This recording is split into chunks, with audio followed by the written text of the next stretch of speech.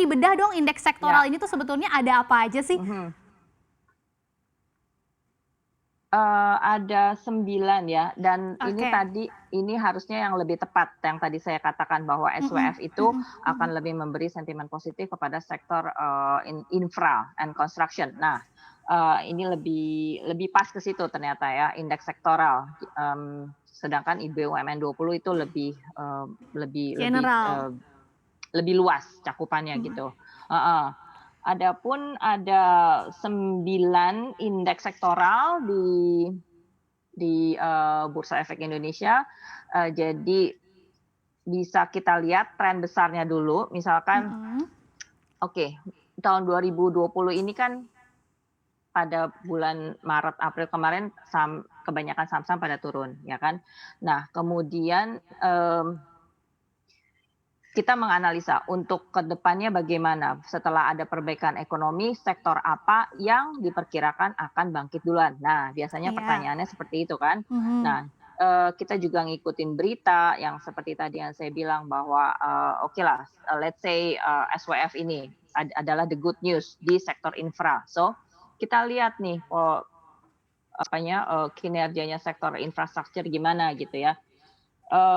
Dan tapi construction itu masuk juga ke properti Iya. sebenarnya. Oke, jadi indeks-indeks sektoral ini, bisa menjelaskan kepada kita tren ke depannya seperti apa, kemudian Oke. kita fokus lebih lanjut lagi kepada, mmm, anggota-anggota emiten di dalamnya. Nah, Mhm kemudian ya, mhm. eee, dari situ kita kerucutkan lagi pilihannya ke perusahaan-perusahaan yang, kinerjanya paling bagus ya daripada kebanyakan, kinerja dari rata-rata kinerja peers-nya. Jadi Aku gitu rasa ya begitu cara menggunakan strateginya. 9 indeks sektoral ini. Dari 9 indeks sektoral ini Mhm. biasanya sektor mana sih, Ciliza yang paling, bisa menggerakkan indeks secara umum IHSG?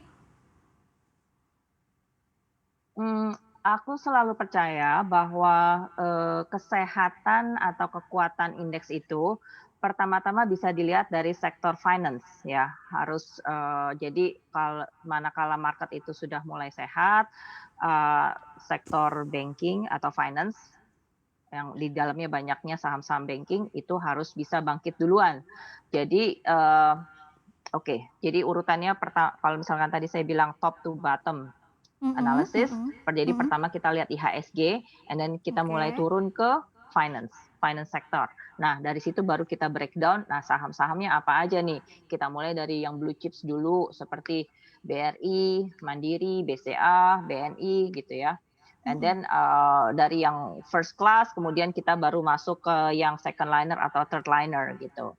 Oke. Mmm, Otomatis juga saham-saham banking ini mempunyai market cap yang besar. Jadi Iya. pergerakan mereka cenderung lebih mempengaruhi, outcome-nya IHSG from time to time, begitu. Oke Jadi bisa oke. kita lihat kalau misalkan saham BRI atau Mandiri atau BCA ini lagi bergerak gitu ya, entah itu Mhm naik mhm atau turun, nah itu mhm. akan memberi impact yang besar pada, angka IHSG.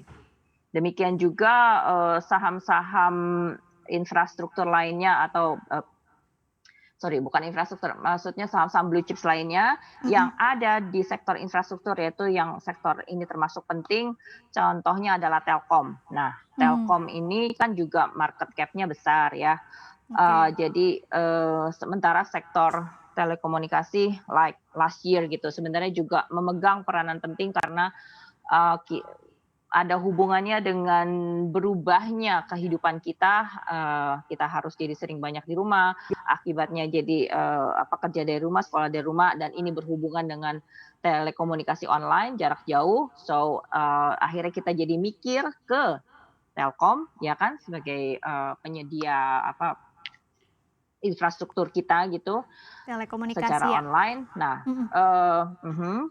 alat komunikasi. Jadi ya, itu sedikit banyak juga Telkom cukup volatil pergerakannya tahun lalu, Oke. dan ya, Jadi itu mampu sektor-sektor yang memberatkan ya, bangkitnya Telkom dari harga ya, mhm. bangkitnya Telkom dari harga 2.500 sampai kemarin ke ke sekitar 3.300 ya, if I'm not mistaken, itu Mhm. juga salah satu faktor yang berhasil mengerek IHSG bangkit dari Mhm. posisi di bawah, lower dari 4.000 sampai akhirnya kita bisa balik lagi ke Oke. Jadi 6.400-an sekarang ini. Jangan lupa untuk menginstal aplikasi CNBC Indonesia yang tersedia di App Store dan Play Store untuk terus mengikuti perkembangan berita ekonomi dan bisnis terkini.